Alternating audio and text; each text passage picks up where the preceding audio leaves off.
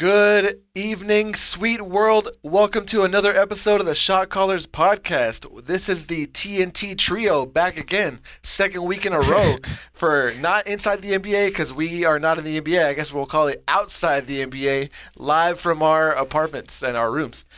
We got another pair of games here for you guys tonight. We promised it to you guys last week. We're going to deep dive into the Rockets Heat clash of the bottom of the standings. And then we got the Portland Trailblazers that followed up after that with a great game against the Philadelphia 76ers. But before we get into all that, let me introduce my co-hosts. On my video left, I've got Kyle Flick. How you doing, Kyle? I'm doing all right. How about you? I'm great. It's late, but this is the best time to talk basketball because there's nothing else to do but to talk about these games. So I'm super hyped. And then at the bottom of the screen, we got same as last week, always going to be here, Robin Sahota. How you doing, Robin? I'm good, man. Happy to be back. Awesome. All right, let's get it going. And before we get started on the main show, we got to do a little housekeeping. Make sure you guys follow, like, and subscribe on YouTube. Hit that notification icon so you know anytime our videos come live that way you can watch. Chime in on the chat, comment, interact with us. We'll interact with you guys back. On Apple Podcasts, on Spotify, please review, subscribe to the show, rate us 5 stars, leave us a rating. That would be really terrific. We could be found on Apple Podcasts, Spotify, on Breaker, Radio.com, Pocket Casts, Stitcher.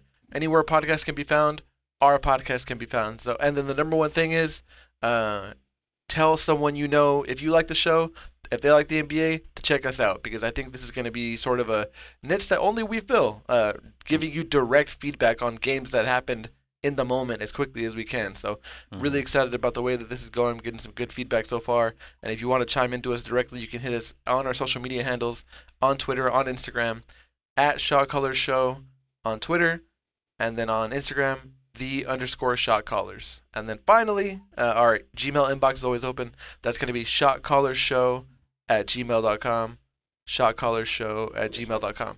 All right, so now that all that's out of the way, let's get straight to it. The Miami Heat, 11th ranked in the East coming into tonight. The Houston Rockets, 13th ranked in the West coming into tonight. Were you guys thinking this game was going to be hype or not before the game started? I was kind of expecting it to be a wash by Miami until I heard Tyler Hero was going to be out. Yeah, he was a late scratch for coronavirus or contact tracing protocol, health and safety. And on top of that, he have won 3 of their last 3 games in a row. The Rockets have lost their last 3 games in a row, and it kind of seemed like a trap game in the making for the Heat. You know, a little complacent, whatever. The Heat just got done splitting games against Washington, sweeping the Knicks. The Rockets just lost their last 3 against San Antonio, at Charlotte, at the Pelicans, and they're missing Christian Wood. Their leading scorer, leading rebounder. John Wall's in the lineup. He'd taken a game off for rest earlier in the week, leading the team at 6 assists. But the final score indicated the Heat did win, 101-94. The Heat came out blazing. They had 3 threes just right off the bat from Duncan Robinson. Boom, boom, boom. And it's like, it's going to be like that. But the Rockets were chiming right back. John Wall getting the pick and roll, dishing out to guys that some might never have heard of. They had a bunch of guys. Jayshawn Tate. Including me. If you don't know who that was before tonight, you'll definitely know after we mention him here on the show. Cutting to the rim. We had guys contributing kind of in all sorts of ways, and the Heat couldn't buy a bucket to save their lives. It was like 6 minutes into the game, and they'd only had 5 field goals. They'd had the 3 Duncan Robinson threes, 2 Jimmy Butler fighting for some 2s around the mid-range and going to the basket, and everybody else was breaking everything, including Kendrick Nunn, who I thought was a GOAT of the game, and GOAT in a negative way. Everyone says GOAT like greatest of all time, but GOAT colloquially means like, the butt of the joke. So, but as cold as they were, a really big third quarter brought the Heat right back into it. They were outscoring the Rockets. Let's see, in that third quarter, 28-10, and I really thought that DeMarcus Cousins was the victim. They victimized him. Jimmy Butler and Bam Adebayo went at him nonstop, targeting him on defense, not able to move his feet left and right. And then, when Boogie was guarding Bam Adebayo, he really took advantage and was actually getting saved Boogie was by guys that he couldn't take Bam Adebayo on defense. He's too good, too long. But then guys like Jason Tate were bailing him out by cutting to the rim. One example of that was in the third quarter too. But like I said, the Heat proved to be too much for the Rockets and ended up toppling them 101-94. What did you guys think of this game? What was your biggest standout? Who was your player of this game or your least favorite player of this game? I guess we'll go. My player of the game was Jimmy Butler, obviously. When shots weren't falling for Duncan Robinson, Bam obviously didn't have it going. To get to the free throw line 11 times and to knock down 10 of them kind of gave them the momentum, played solid defense, and he had a triple double. I mean, nothing was really falling for them. They were 15 for 42 for three. So to get to the line and get you some easy buckets and then, you know, kind of claw back in the game and then take that lead and almost choke the lead, but then end up Mhm. finishing the game. It's a tough win. Not any game in the NBA is going to be easy. I think they all know this now. So to finish this game, it was a good one for them. It was a much needed win for the Heat to get back in that playoff race.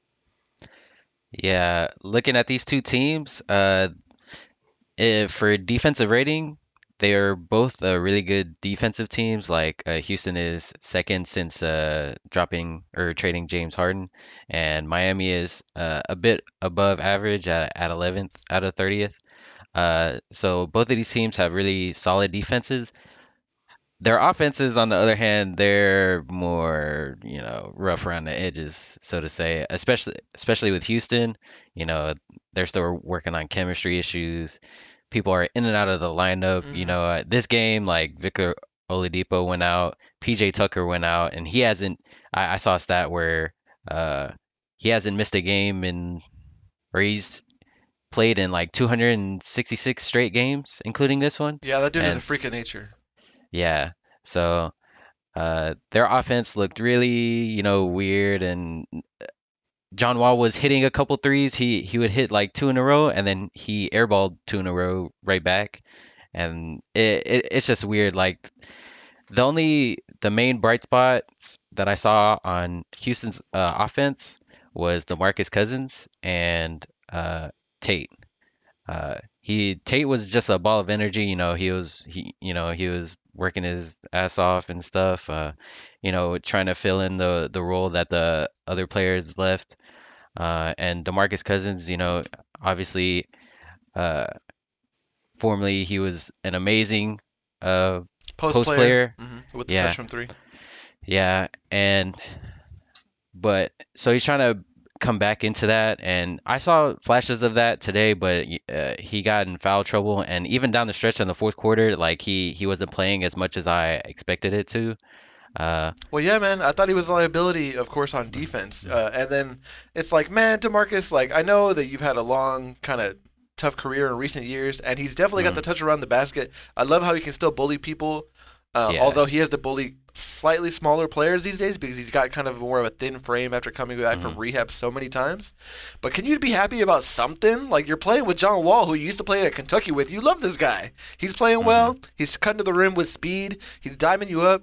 You make a turnover, you say my bad. Nobody's glaring at you. Yeah, But yeah. then when somebody messes up, you're just like, oh, so angry. The ref gives the free throws that you didn't think should have been free throws. You thought Bam Adebayo was wrapped up on the ground and shouldn't have shot. Like, it feels as though that's getting to him, in other parts of the game. So I think that's definitely a detractor, and it's too late in this career. I think you can't teach an old dog new tricks to get his emotions under control like that. Hmm. John Wall was also getting frustrated whenever he'd be dribbling the ball near the top of the key, and there wasn't any movement going on from the Rockets Yeah, on offense. yeah. They'd be kind of Uh-huh. camped out in the corners. There wouldn't be any creativity going on, and you could even see him on the broadcast. He'd be like this, "Move, let's move a Hmm. little bit." Yeah, And yeah. John Wall likes to attack, and from unconventional type of ways. He can get that spin move going, get that behind the back going when he's feeling extra crafty, and he's really happy to pass. So he wants people to try to get themselves open so he can fill that gap. So at both those Kentucky boys were feeling the temper tonight. But like I said, Cousins, like you were saying, Cousins definitely was a main hub on offense, but he was being taken advantage of too much for Miami's defense. Um, Hmm. Luckily, when Miami started to try to pick up the pace, um, after that first quarter, they inserted Andre Iguodala and Precious Achua only had 2 points, but they were getting I the know. pace up, driving to the rim, getting putback dunks. And then we haven't even mentioned the MVP of Miami for the game. Say his name, Robin. What is his name? His name is Max Struss. Max. I think that's how you pronounce it. I'm not Max even Yeah. sure. Struess. Yeah. Struess. My Yeah. bad. Struess. Struess. Stress. Yeah. Never heard of this guy. Let's read up. Let's read up that man's line right now. 21 points. Mhm. 6 for 9 from the field, 5 for 8 from 3 is what I have highlighted. That's 62%. 4 free throws, 4 makes. Oftentimes, guys that don't get a lot of playing time, they kind of get that bright-eyed, that doe-eyed, deer in the headlines look at the line, but 100% from 3, or 100% from the free throw line. Sorry, from free throw line. 25 minutes. And what was his highlight of the game? Who told me earlier? Was when he Hit dunked on James or John Wall. It was crazy. Like I had to research his name and stuff. Like oh, who is this guy? Like all of a sudden he comes out of nowhere, dunking on John Wall, hitting a bunch of threes, making all his 3-pointers. But he definitely fits Miami system. He's a 3-and-D guy. Sharpshooter. Exactly what they needed with Tyler Hero and Goran Dragic out. So he really stepped up today. Yeah, and you mentioned, I didn't even mention that earlier, Goran Dragic not playing. Mhm. The more Goran Dragic doesn't play, the more minutes that go to Kendrick Nunn. And Kendrick Nunn built himself a nice, Rookie of the Year case before the bubble happened last season. And then when it came back to the bubble, he had a real tough time adjusting after that time off. Or maybe he didn't like playing in Tampa, or in Orlando, Florida. Who knows? But even in this game, when you're watching him, his decisions were just a little bit suspect. He had a time where he tried to lob the ball up to Andre Iguodala, and it kind of went off the backboard. I saw Andre didn't jump, and you could see Andre in the replay. He was just like, "Come on, man, I can't jump like that anymore. This is not the year 2005, 2006 where he got that behind the backboard, windmill dunk from Allen Iverson when he was a Philadelphia 76er. It is not that year anymore." So I thought that was pretty crazy, and Kendrick Nunn is lucky they won the game because I thought he had a lot of decisions that were quite questionable. The most success that he had was when he was cutting to the rim, able to get passes from Jimmy Butler and Bam Adebayo. It looked like you were loading up to say something. Were you going to say something there, Robin? I was gonna also say that Bam hasn't looked like his true self for pretty consistent all season. I mean, today he had 8 assists, but he also had 8 turnovers.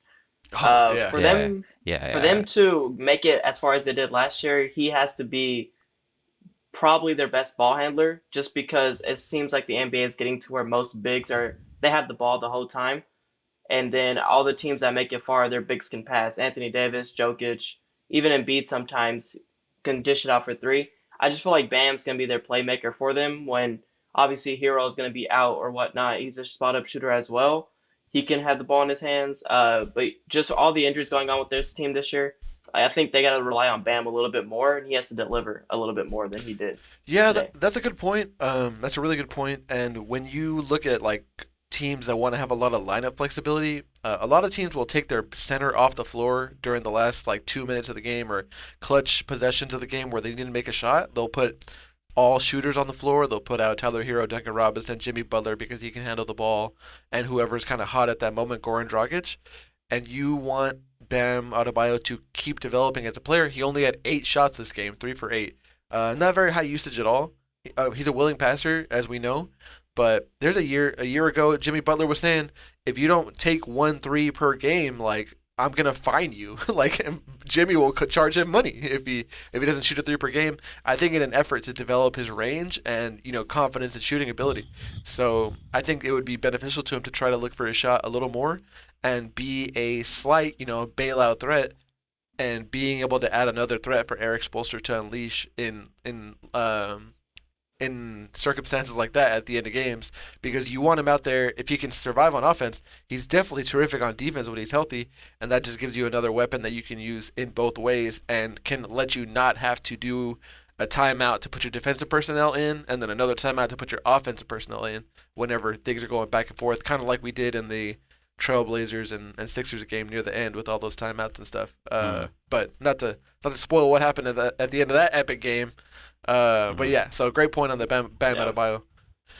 Do you have anything else to add? Any goats of the game, negative or positive? No, I was just gonna comment on Miami's offense. And especially in that first half, it looked really rough. I mean, they were running their offense like how they normally would, like trying to get Duncan Robinson open through handoffs and Hmm. pick and rolls with Bam and stuff like that. But shots just weren't going down like at all.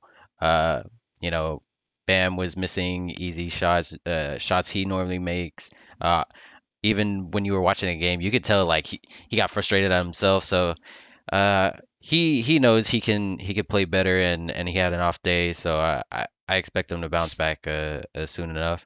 But Jimmy Butler like really kept them in the game, especially in the first half. Like uh, I guess I guess he's in my mind he's kind of like a poor man's LeBron James.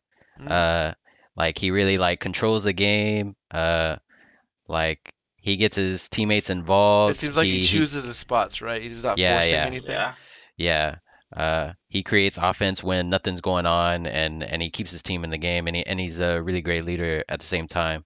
So he definitely kept them in this game, and then in the second half, they came back. They started hitting their shots that I expected them to hit.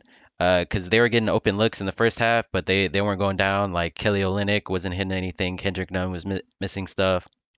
They were turning the ball over.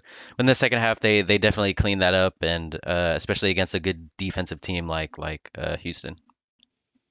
Yeah, I think your comment of poor man's LeBron is pretty funny. I see Yeah. I see the comparison for sure. Hmm. I wish that LeBron had more characteristics that were more like Jimmy because I like how Jimmy is so candid. Like he's just Yeah. his smile is blatant on his face when he's having fun. When he's angry, like he's not afraid to let it out to the media. Like when he was on Minnesota and he wanted to get traded away, and just Hmm. did that interview with Rachel Nichols, and and the reporters were like when he went to that practice and started terrorizing everybody when he was Hmm. practicing with the third stringers against Carl Anthony Towns and Andrew Wiggins on the first string, and he's like, "Y'all fucking need me, trade me, y'all can't win without me, fuck you." Oh, he didn't say fuck y'all, but anyway, that's kind of the fun rumors Eh, from that I've practice, though.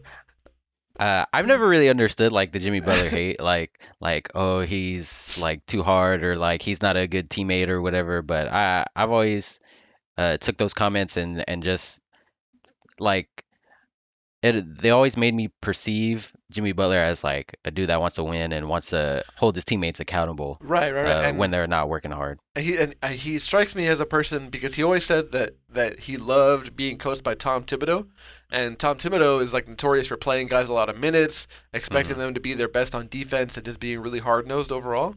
And then when was getting coached by Fred Hoiberg in Chicago, they were saying that Jimmy was like, "Coach me harder. Can you be more strict?" You know, and so maybe he just likes the pain, and not everyone responds the same way, Yeah. but he wants everyone to Hmm. go as hard as him. And Hmm. like in Miami, when they're practicing, they've got a whiteboard, and sometimes when you go to look at the whiteboard, is was what I've read and stories written over the years, is you'll go to the whiteboard, you'll read it, and it'll say, "Bring full pads for practice today." Like they're practicing in football pads out there because they're doing full contact. So Hmm. that definitely speaks to me as something that is right up Jimmy's alley. He wants physicality. He wants people to be straightforward. And even if you go up to like the owner, Pat Riley, he's another Yeah. guy that wears his emotions on his sleeve. When LeBron James left to go to Cleveland, and he had that press conference right afterward and said, "It's not going to be easy every time. You don't just win every year. Winning is hard." And he's basically saying, "Fuck y'all. We could have kept going. You don't quit at the first sign of adversity." You know what I mean? Yeah. Yeah. Uh, and so we said the magical words, LeBron James. Does Robin have something to say? No, not. I won't bring up LeBron because y'all know how I feel about LeBron. Right. But I was gonna say Jimmy Butler's that guy that you want on your team, and you don't want to play against. I mean, during the game today, I think he was looking at Duncan Robinson once he got cold after his first threes in the first quarter, and he would just like keep shooting. Like he supports his teammates. He wants to be good because he knows that if he has to carry that team, they're not getting nowhere. Like he needs the full team there. He's not an I guy. He's a we guy. So he's somebody that you would want on your team, especially your leader on the team. So I like Jimmy Butler. I mean, he's gonna get hate. I feel like all the greats get hate, but I like him Yeah.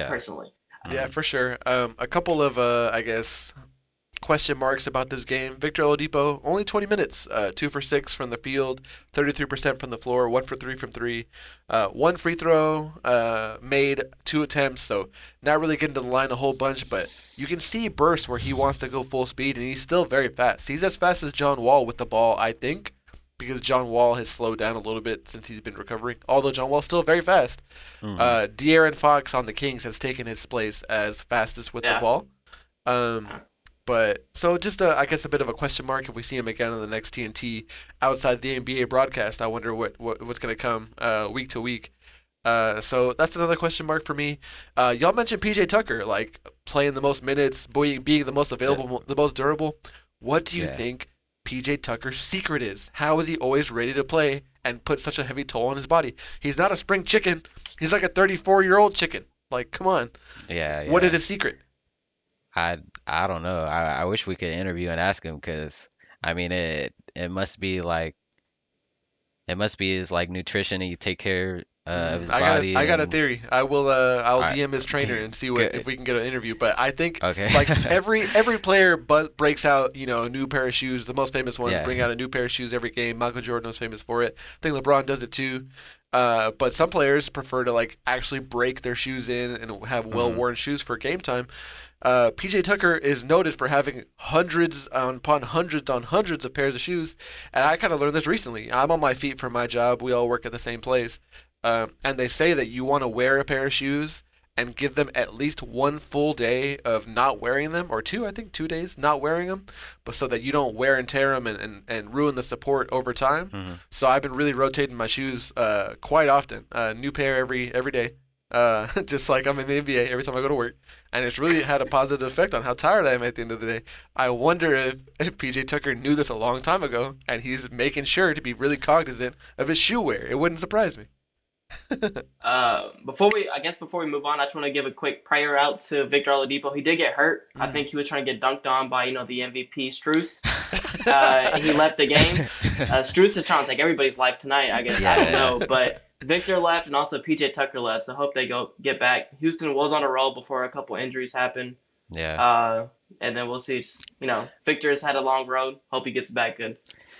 Yeah. I'm not expecting much out of Houston anymore this season. I don't think because Oh, you're sticking a fork in him? they're yeah, I mean just top to bottom out west, like it's much tougher to get into the playoff picture and I mean, just with all the injuries and all that kind of stuff, I think it's really tough for it is rough. Houston to try and make it. In their defense, they've got the Knicks coming up and the Wizards coming up. A John Wall, Yeah. Russell Hmm. Westbrook bowl Yeah. on the Yeah. horizon.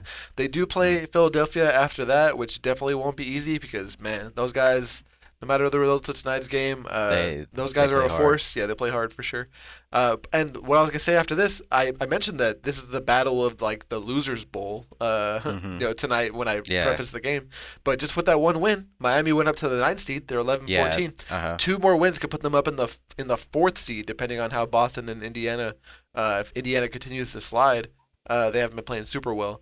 And then Hmm. now the Rockets have slid down to the 13th seed, 11 and 14, or that's where they were already, I think.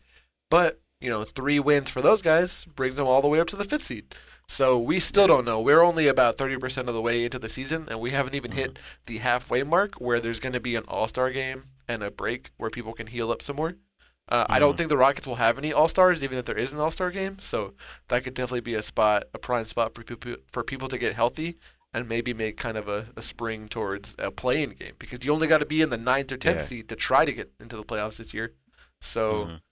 who knows? Do you guys have any final remarks for me as far as these games go before we move on to the Sixers? Uh, Not really. I mean, I guess mostly I just want to say like I think Miami has a really good chance of making it into the playoffs, and I I don't agree with those people that say, to put it lightly, I don't agree with the people that say that Miami's run last year was fluky. They just had a like really tough start to the season, Hmm. due to COVID protocols and injuries and all that kind of stuff, compared to other teams like Boston, who haven't had as many injuries or critical injuries at that, compared to Miami. So.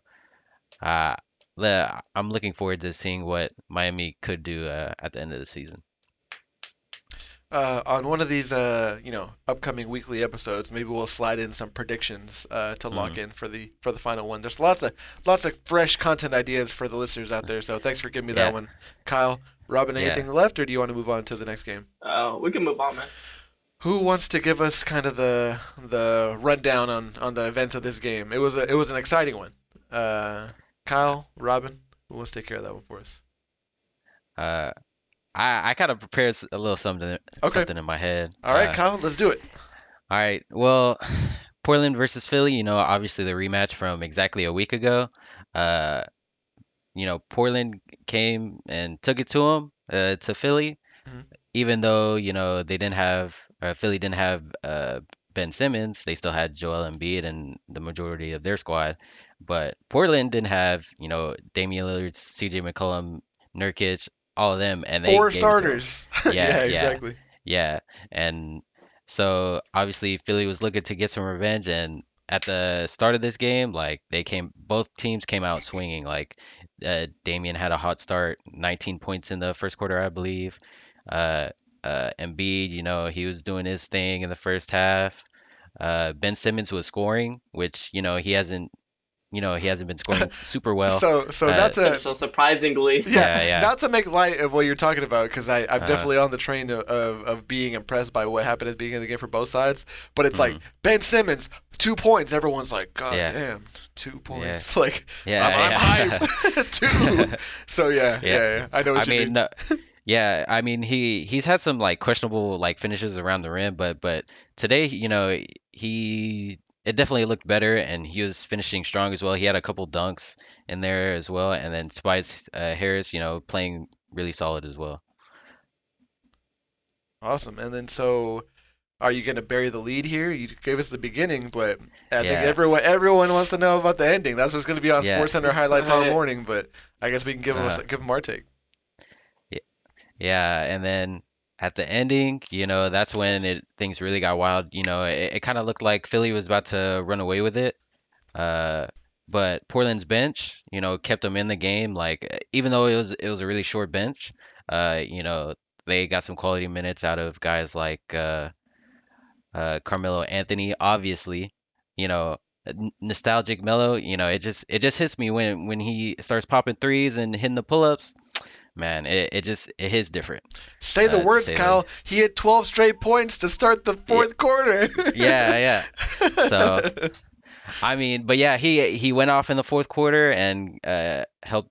He had some smart plays along with Damian Lillard. Like he didn't have Damian, he didn't have as many buckets or field goals in Mhm. the second half, but he had so many free throws. Like uh, that's another thing that kept him in the game, other than the three pointers. Uh, he was attacking a basket. He had 15 free throws and he made 14 of them. He's the only Uh, player on the team that had more than two free throws for the game. So yeah. definitely speaks to him attacking. Carmelo Hmm. Anthony was on fire, man. He was chucking flames, like Hmm. off balance, runners in the lane, leaning towards the basket, Yeah. off the glass, like with 2 seconds left on the shot clock. Like it was amazing. It was fun to watch. Mhm. All the old heads that loved Carmelo Anthony back then on the Knicks on their one playoff run were rejoicing. Yeah, yeah. I know that's sad to think about. Just one. Hmm. Or their one run to the Eastern Conference Finals. I think they made Yeah, it to the yeah, first round one other yeah, year.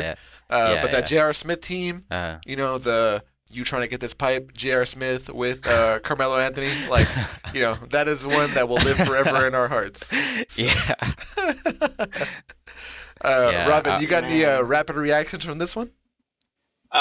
Two things. 76ers dynamic duo is for real this year. I think the chemistry is better. I think Ben Simmons took 12 shots, made 10 of them, 23 points. That's all he needs to do. He doesn't need to go overboard, score 40 a night. He's not that type of player. They don't need him to be that type of player. Joel Embiid, he does need to score about 30 every game. I mean, no one in the league can stop him. It's gotten so small now. He just needs to take him to the paint, like Shaq was saying during halftime, even before the game. Just every play, just give it to him. He's going to dish it out to Seth Curry, or he's just going to go to work. And until somebody finds an answer for that, they have this is playoff or bust for them, and it's going to go through him because they can't keep Hmm. getting out of the second round, the third round. Like this is it. But their 3-point shooting, they brought in Seth Curry and they were still 6 for 27. Like, I get it, you have a big man, you're gonna kill it, but you still gotta make more than 6 3-pointers to stay Yeah. in. Uh, Trailblazers made 17. They won the game. You don't need to go overboard and shoot 50 like Houston and Utah be was shooting a lot. Oh, but yeah, you're Mm-hmm. talking about tonight. Utah. Yeah, the first game they each shot 53s. The second Hmm. game, less 3-pointers. I feel like half of them were chunked up by Damian Lillard when he was ice cold. But it is what it is. And as far for the Trailblazers, vintage Melo and then Dame. He had 19 in the first quarter, and then he had 11 in the last three. I feel like for him to only score 11, to be without CJ and the Sixers to drop the game, it's not gonna look good. They need to win these type of games if they want to get that higher seeding, especially in the East with them and then the Bucks and all of the the Nets. They got to get the higher seeding if they want to go to the championship. Yeah, and that's terrific. A really great point, especially on the winning the games that you're supposed to win on paper. They've lost two of them to the Sixers, Yeah, to the yeah. Blazers in back-to-back weeks. But Mm. outside of just the results, the Sixers still sit atop the East, which is good. They're gonna more than likely get a favorable seed if things continue to break out this way throughout the course of the season. The thing that makes me most excited about being able to showcase these guys again on one of our national games, the TNT trio right here talking them up, uh, Mm-hmm. is the behaviors, man. Joel Embiid has long been one of my favorite, top three players in the league. James Harden, Jimmy Butler, Joel Embiid. I can't help it but have play my favorites. Yeah, isn't it a great You trio? said James Harden? James Harden, bro. But hold on, we're not talking about this. Oh, Uh, okay, go but ahead. just his general approach this season, you've seen flashes of it in previous seasons too. But um, just his general, like, he's so huge. He's not bailing out anybody on the opponent's side anymore. He gets the ball at the 3-point line instead of just immediately going for that pump fake and the drive. He goes a little bit more slowly, a little bit more methodically, and backs him down a little bit and makes a smart play. He'll pass it out and recatch it again. And he's saying, "You're not going to get out of this torture chamber." And that is amazing to see, because if he keeps developing those skills over the course of this season, there's a lot of games to be played yet, and the more that they can kind of iron out that offense and know the actions that they want to go to, um, the more practice he's going to be, and the better he'll be at picking apart defenses when it's time to face those double teams. When he goes on that spin, is ready for that next defender, kind of like how Giannis can lose the ball at times like that. I believe that Joel Embiid can overcome something like that and be more like Kawhi Leonard and make the right pass out, especially with that height and his soft touch.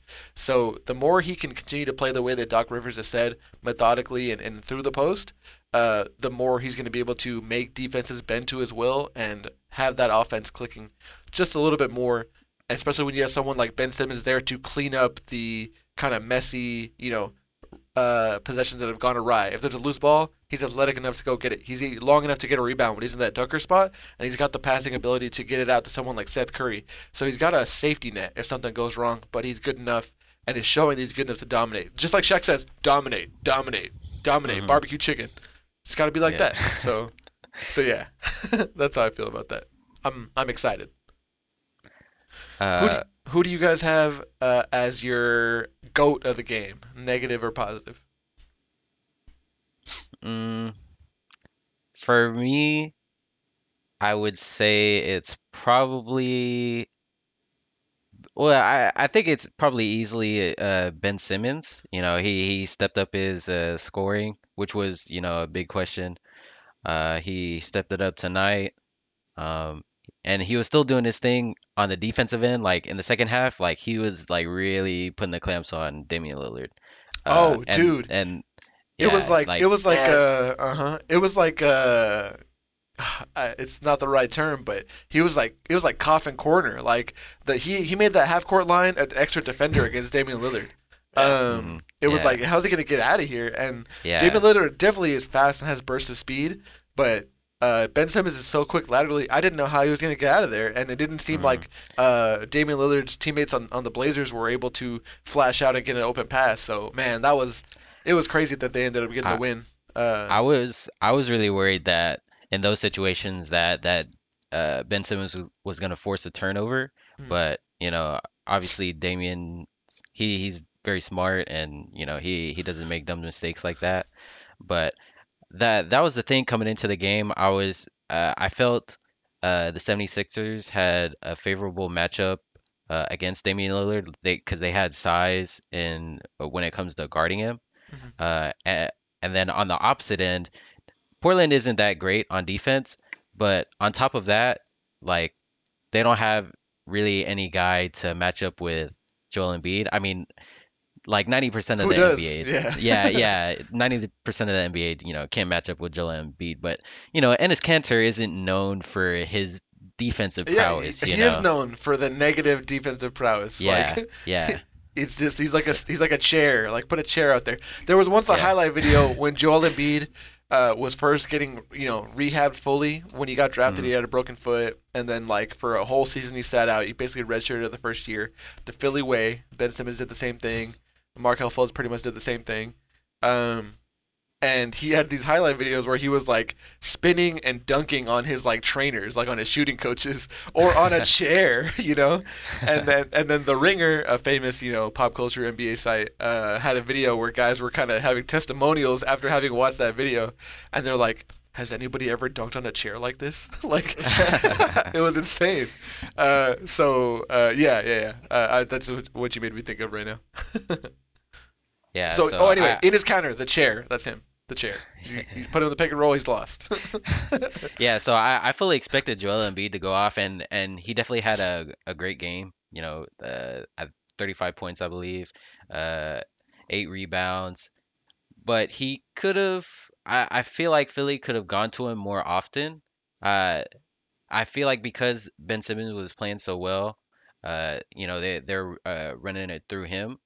But yeah, I feel like Joel Embiid could have gone off for like 40, 47, something like that, uh, and really like truly taking over the game. Robin, you're making faces down there. What you gonna say? I was gonna say I like the way Joel played. Not saying like he should have been more aggressive for sure because he was bullying Ennis Canner crazy. But I love the fact he only shot two 3-pointers. Yeah. Uh, Hmm. Embiid from the past would have probably had 5, 6 3-pointers and kind of bailed out their defense. But he's Hmm. making it work, which I love. But my Yeah. MVP has to go to Carmelo. Come on, 15 in the fourth quarter. Yeah. Y'all was Here's talking about New here's York the hype. Carmelo. Here's the hype that I Y'all was wanted. talking about Give me the New hype. York I Carmelo. gave you That Carmelo. looked I like gave you. Denver Carmelo. Come I handed it to you, on, bro. I handed please. it to you. He hit three straight threes. Each of them got crazier heat checks. I was like, don't Yeah, do that. And he yeah, made it. yeah. And then it's like, don't do that. Uh, And he made it. And I was like, oh, please don't do that. And he yeah, made it. I was like, really. oh my gosh, are we in Denver? Y'all talking about New Wow. York. Come on. But, and then You. even on defense, I know Kanter got stitched up and he had to kind of guard and beat a couple possessions. Obviously, that's a big mismatch, but Carmelo's not known for defense, and he was not slowing Embiid down, but he was definitely making them work for every basket that Embiid had on Carmelo. So easily he has to be the MVP. Come on. Um, Well, I mean, you were wrong about Damien going off for 60. So there hey, you go. Oh, hey. yeah. So we got to bring up. So Robin had another prediction, Yep. and he was Hmm. right the last time. But we gotta give him the credit where credit is due. You were fucking wrong. Yeah. Yeah. Hey, in the first quarter, Dame had 19 I know. points. I told You both were of these happy. dudes Right, that right, right. he was going for 60. I was so close. He was on pace for almost 80. I was like, oh, this is gonna be a breeze. He got this. And then bam, he goes ice cold. I'm like, Damian Yeah. Lillard, no. Hmm. Yeah. What's funny is I was behind the broadcast from you guys. I was catching up, and so I was trying to avoid the text messages shooting between us. But Mhm. all Robin said was, "Guess who's going for 60?" Or "Who did I say was going for 60?" Right? And then Yeah. nobody replied because I'm like, okay, I don't want to spoil it. It's gonna be Uh-huh. good. And then Carmelo hit those like those 4-3 or those 3 threes. And then I'm like, is it Carmelo? It's the fourth quarter. Is he about to go for Mhm. 60 in this quarter? So that's that was a funny moment for me. Carmelo was so hot, I thought he was gonna put 50 points Mhm. up in the quarter. But yeah, so yeah, Carmelo's got the MVP. Who would you Mhm. say is the GOAT in terms of the farm animal in this game? Who lost it for either side, guys? Or I guess for one side. Uh, Robin, you have somebody? Yeah, I would probably say Tobias Harris. Really? I mean, he had a solid game, but to be he's their third guy. I mean, most NBA teams need that third guy to kind of rely on when the first two are having a rough night. But tonight, they were both having a really good night. I feel like they just need that extra push. Curry's going to be their spot up shooter. Green has been horrible for a couple years. I don't know why people still like him. But Tobias Harris, like that's sorry, I just Danny Green, no. But Tobias Harris is that guy that needs to step up if they want to make that next jump. And I feel like he's just very inconsistent. His jump shots, he relies too much on his 3 point. He got to the free throw line a couple times tonight, which I felt like he should have done more of, especially because a lot of attention was going to Embiid in the paint. So I feel like maybe they were clogging the paint a little bit more. So he had to shoot those jump shots, but I just felt like he needs to do a little bit more. They brought him there to do more, and I feel like he just is very on and off. Yeah, so I think this season's been an improvement over previous ones. I think he looks more confident with his dribble. I think Yeah, he's shooting a little bit less often from perimeter and driving more. He looks stronger. He looks more jacked. I wonder if this quarantine has been a net positive for him in terms of his conditioning. 9 for 9 from the free throw line. That is a yeah, very, very solid outing. And if he can average more than 7 per game, that's super positive because that slows the game down when you're trying to make a comeback. That ices a team whenever they're trying to come back on you.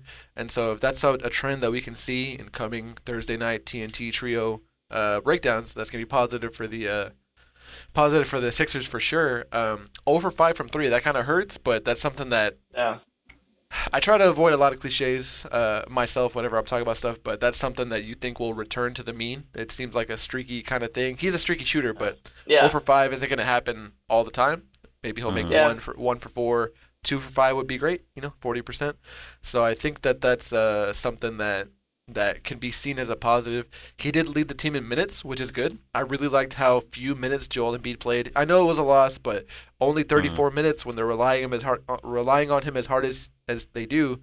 That's a positive. Doc Rivers, is actually pretty good about minutes distribution in years past, having aging stars like Chris Paul on the roster, Blake Mm. Griffin as he was getting a little older, and so.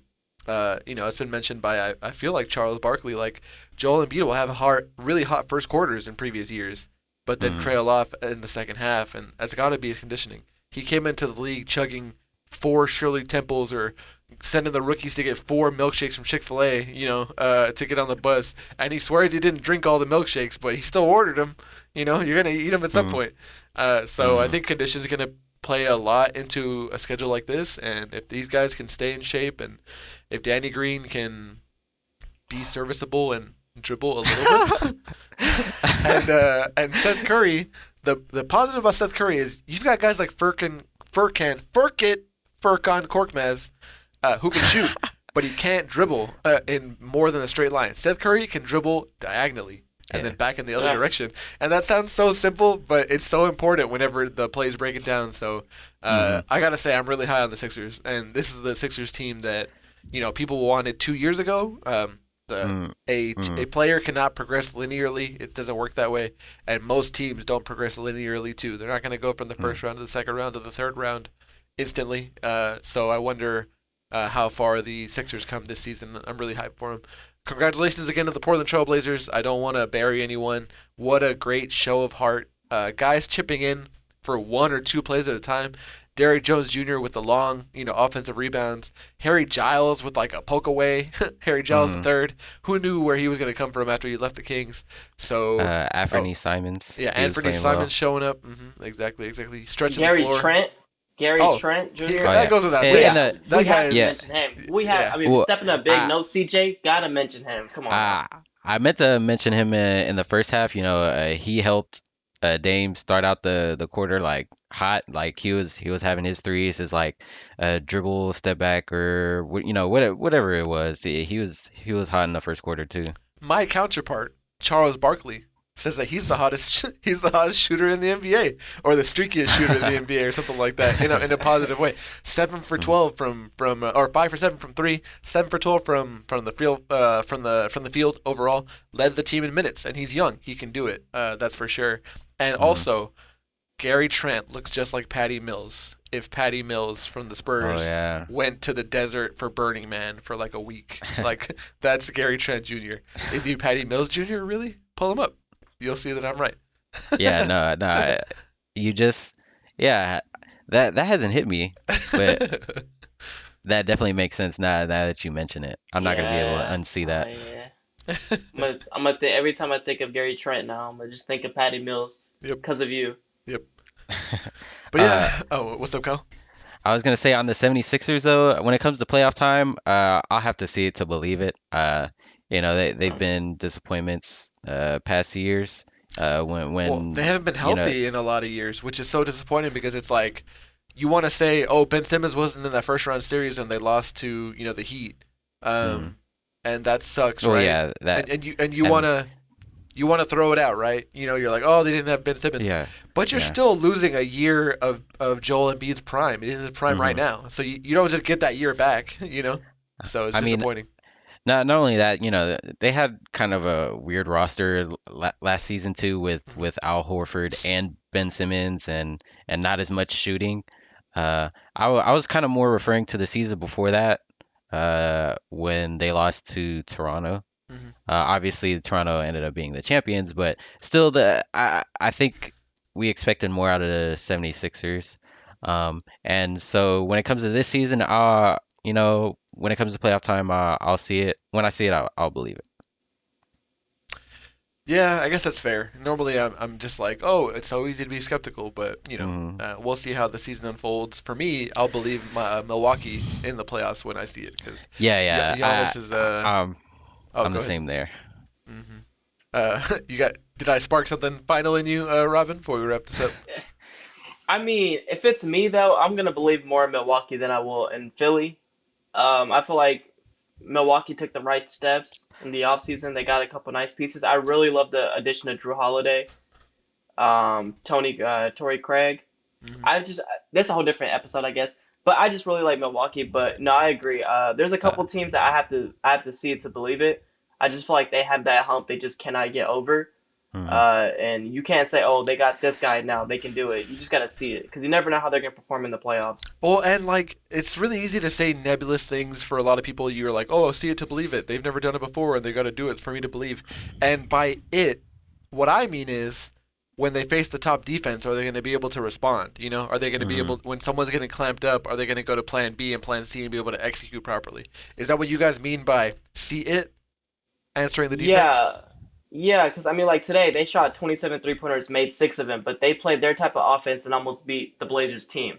In the Hmm. playoffs, I don't want them to start jacking up shots or just getting away from their normal offense. I feel like teams in the playoffs get a little bit rattled when they're down or when things aren't going their way for like a game in a series or whatnot, and Hmm. they just redo their whole offense midway through a playoff series. Like you can't do that. You got to stick with what works.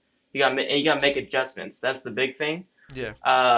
So that's what I mean by it. I don't mean by just, oh, they got to go to the finals, they got to go do this, because I feel Okay. like how they play against a good team is really more showing to me that okay, they took that step Hmm. rather than winning a championship. Right. No, Yeah. yeah, that's really fair, and thanks for expanding upon that for our viewers. Um, and so yeah, yeah, I totally agree. And you actually just teased next week's Yeah, matchups. Yeah, you said yeah. Milwaukee. You said the magic words. What were you saying, Kyle? Yeah, I was gonna say, you'll get your chance to talk about them next week. Oh They yeah. play Toronto. Oh Yeah, yeah. so Toronto versus Bucks versus the Milwaukee Bucks for the early game. 12 and 14 currently Raptors. The records will change because there's going to be a lot of games between now and then. But for the 6:30 p.m. Central Time start, and then the late game is going to be the Brooklyn Nets versus the Los Angeles Lakers. Say it with me, Lakers. And I wonder if I wonder if they're going to get Kevin Durant back by then, who's currently out for contact tracing Uh, coronavirus protocol. uh, That's a whole clusterfuck on its own. yeah, yeah. I think he'll be back by then, right? But Because who else are they it'll. going to be missing? Is Kyrie going to play? I don't feel like Oh playing yeah. LeBron. Kyrie's going to be out. So who knows? So who knows? Yeah, yeah. Who knows? But hopefully, I'm sure that'll be a great game. The Lakers are the number one defense, and then Brooklyn, since getting James Harden, is the number one offense. So we'll see how that plays out. Is Anthony Davis going to play? Man, I got him Yeah. on my fantasy team, and every day it's like Anthony Davis has changed from game time decision to out. He's changed from Yeah, out to game yeah. time decision.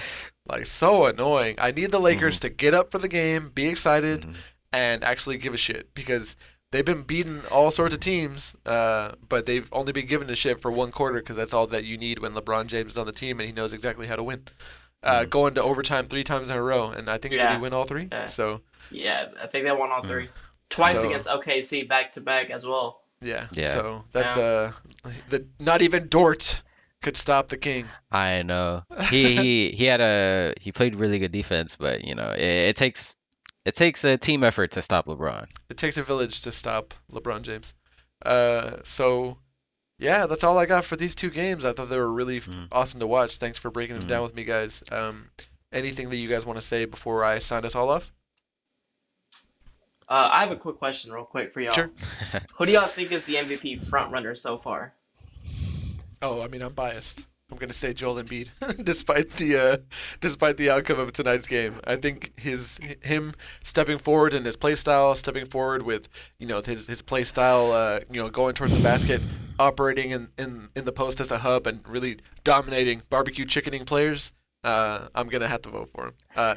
Even though I'm still gonna give defensive player of the vote, defensive player of the year votes probably to Rudy Gobert. And the Jazz are so hot. I think they won 16 of the last 17 games or 18 games. Mhm. I'm still voting for Joel Embiid as of today. Honorable mention goes to LeBron James, who is playing Mhm. super well, having one of his best seasons. And I guess I'm just gonna go real long-winded here. If the Warriors didn't have that horrific start, Yeah. Steph Curry is putting up statistics that are the same as his unanimous MVP Yeah. season Mhm. since his 62-point outburst. Mhm. So Mhm. that's wild. But I'm still voting for Joel Embiid. Uh, Curry could get up there, especially if after the All-Star break, the Golden State Warriors gets up into at least But like the that's not fourth the seed. question, Kyle. He's saying if the season ended today, So who far. would you vote right So now? far, Kyle. Today. Don't twist my Okay. words. Okay. Well, I'm. I thought about this recently, and I went with Joel Embiid too. Trust the process. Jokic has been, Oh, yeah. unbelievable this season, hmm but I feel that what Embiid gives you on the defensive end puts him above Jokic for me. Like obviously, Jokic is hyper offensive and like everything goes through him. He gets assists, he scores, rebounds. He's really crafty. It's really hard to stop him, but you could say the same thing about Joel Embiid. His assist numbers aren't as high, but he's still like really crafty around the rim, and his jump shot is, especially his mid range, is like wet cash money every time. Like he don't miss. And And the then on blocks, man. The blocks are so yeah, good. the on defense, he's got great hands for blocks, steals. Obviously he's a great rebounder at the same time.